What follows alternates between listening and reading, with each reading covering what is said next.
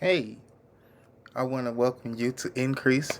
I am your host, Alpheus Gibbs, and we are here for episode 3.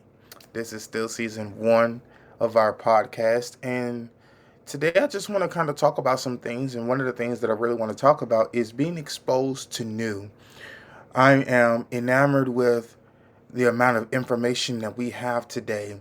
But I'm also finding that many of millennials, people my age, I'm 40, and even older, are really finding themselves not really exposing themselves to things that are new, but they're finding themselves going back to the nostalgia, to those times when you had to be home before the street lights come on. So many things like that. We're finding that people are truly wanting to go backward and not really expose themselves to something out of the ordinary.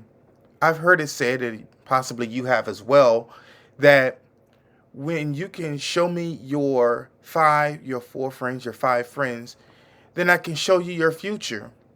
And I can also assure you that when you don't expose yourself to new things, when you don't expose yourself to new experiences, you really begin to uh, squish yourself into this box. It's one of the things that is so weird about life and about this life called experience and all that it has to deal with. As you live your life, as things begin to come and go, continues to increase. I'm finding that many people are just wanting to get their roots stuck in one era or one way of doing things and don't want to move. The word is innovation. They don't want to innovate. They don't want to find themselves in a position where change is a constant thing. And I get it. I get it. Being consistent in a thing breeds a level of confidence. It breeds a level of stability that brings also comfort. We truly, as a society of people, have gone through a plethora of things, but in the midst of all that we have gone through, you never want to limit yourself on what this world has to offer, the various cultures of this world, the various languages, the various means and ways of how people cook a certain dish, or even just travel the very streets that we have in our own backyard. I find it funny sometimes going places and I know to go one way, and then when you ride with someone who is different, they begin to take a different route, and you kind of like, well, it would have been faster if you would have turned, and but they have their own way of doing it, and as you continue to ride with them, and as I continue to ride with them, I began to see things that I never saw before, things that I didn't even know was there. And so one of the things that I would love to express to you, my audience, is that you don't want to keep yourself in a box. You don't want to box yourself in with just keeping with the mundane, keeping with how it's always been. As I was searching the interweb, the internet, to prepare for this podcast, I began to be enamored with began to be flooded with so many websites that just spoke to when you are exposed to new things, new video games, new travel destinations, new foods, new people. It's one of the key markers in each one of them stated that you actually prepare your mind to learn. And as old as you may feel and old as you may be, you can always learn something new. And you can learn something new from the most strangest of places. You'll truly begin to realize real life is stranger than fiction. And that many of the things that you thought would never happen, could never happen, has possibly happened or is in the midst of happening. And so you really want to put yourself in a position, in a place wherein you are prepared and that you are open to new things. Doesn't mean that you're going to agree with it. Doesn't mean that you're going to go down a proverbial rabbit hole and find yourself engulfed in this mass, amount of nothingness or even chaos. I think sometimes we've hardwired ourselves due to repetition and due to patterns to always think the worst of things when something is new. We begin to challenge unnecessarily new things. We begin to fear the unknown without ever truly allowing ourselves to enjoy what it is that we're being presented. I can say with a surety that when you find yourself being isolated, it is in those moments of isolation that you truly begin to break down the very fibers and being of who you are and that which is your mind. So I want to impress upon you to really begin to allow yourself to just see things in a new perspective. If I could press upon you to look at how you prepare eggs, there's someone who prepares them differently. There's this thing on Facebook that comes up every now and then. How do you make Kool-Aid? Are you the person who add water first and then the sugar and then the Kool-Aid packet? Or are you the person who add the sugar first, the water, then the Kool-Aid packet? Are you the person? And it goes down this list of different ways to make it. And everyone, when you look through the comment section, everyone, shares their various ways of doing it. And it sparks a little bit of debate, a little bit of hazing, if you will, razzling of different ones in the comment section. But what I really want to impress upon you is the fact that how many various ways that you can truly make Kool-Aid. So look at your life and go, look at the many ways that I can live it. I can live it in fear. I can live it in happiness. I can live it in joy. I can live it in anger. I can live it in resentment. I can live it in bitterness. I can live it so many different ways. But you want to expose yourself to new because there's information that's always being developed. And the way that you and I or someone else who may be watching this was reared and groomed as a child into adulthood is different depending on the persons. Heck, sometimes even in the same household, each sibling is reared a different way. And that is okay.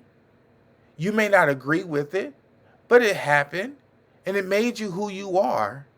But what you want to really look at is look at the variations, the various ways and tactics that and strategies that were used, even amongst people who are your age, your peers, right?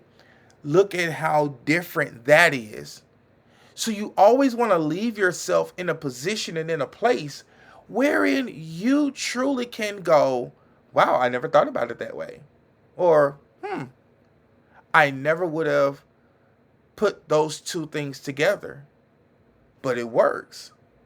I never would have thought to get McDonald's French fries and what is those things from Wendy's, the ice cream thing from Wendy's, and merge them together and dip your fries in it and eat it. How wonderful it would taste. Who would have never thought early on in civilization to have fruit and cheese together? You never really know until you begin to expose yourself to new concepts and new ways of doing things. It could be possibly even the game changer in how you not only manage your money but also multiply it. It could be the game changer in your marriage that instead of you preparing for divorce, it brings you to a place where you both are in love like when you were dating. It could possibly even be the game changer between you and your children or child, and you finally begin to understand your child, and your child, in essence, begin to understand you. You want to leave yourself in a position wherein you're situated, wherein I know what I know, but I also know that I don't know everything.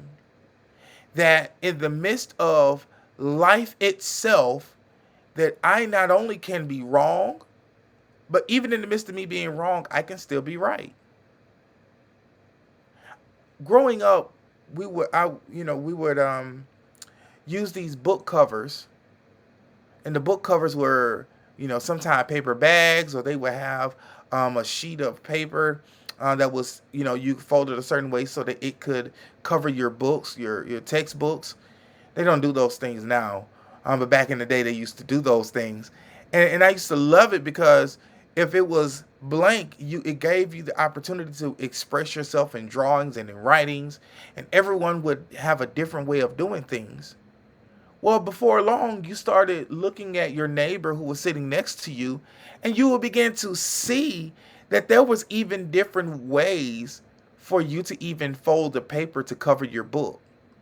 That even though there were lines on the sheet of paper to fold or to cut off so that it could fit around a book, but even in the midst of that, you would see that there were other ways that you could still cover the same book.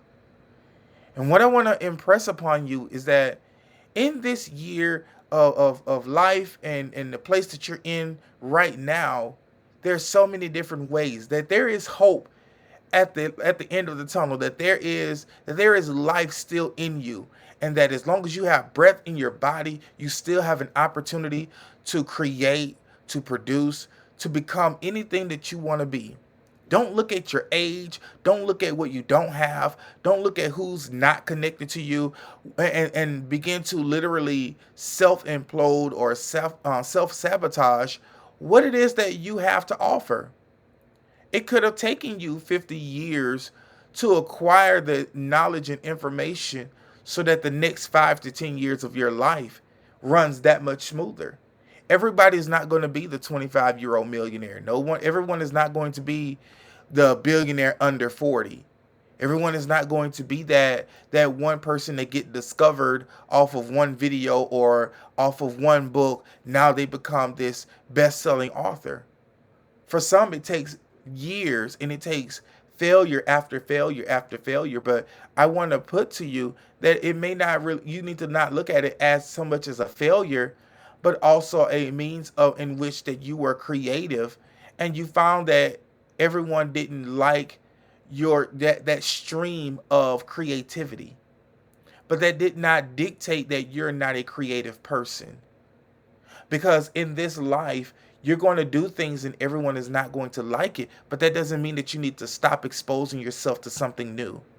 Look at how fashion designers would travel the globe and see patterns in other cultures and bring that back to their studio to create masterpieces in fashion. And sometimes it works and sometimes it doesn't. And sometimes the things that doesn't work out, it didn't work out in that particular season that they had envisioned. But years later, you begin to discover those old patterns, and it fits 5 years later, 10 years later. Look at the fashion of 60s and the 70s, how it still is prevalent to this very day. People are still dressing and still using the same patterns and concepts from back then. Even though some of those concepts didn't work for everyone at that particular moment that it was created, it did not mean that life still wasn't in it. And if I could share with you, if I was sitting across from you, we were having lunch or breakfast or dinner, that would be the one thing that I would want to encourage you, is to continue to expose yourself to something that you've never experienced before. Maybe next time you go to a restaurant, don't get the same thing that you always get. Try something new. Or maybe, just maybe, leave your home early when you're going on a road trip and try a different path. Of course, gas is a little bit expensive right now, but there's nothing like seeing something that you've never seen before. There's nothing like truly just gravitating toward something that can spark an inspirational thought or feeling to pull you from that place of depression and sadness.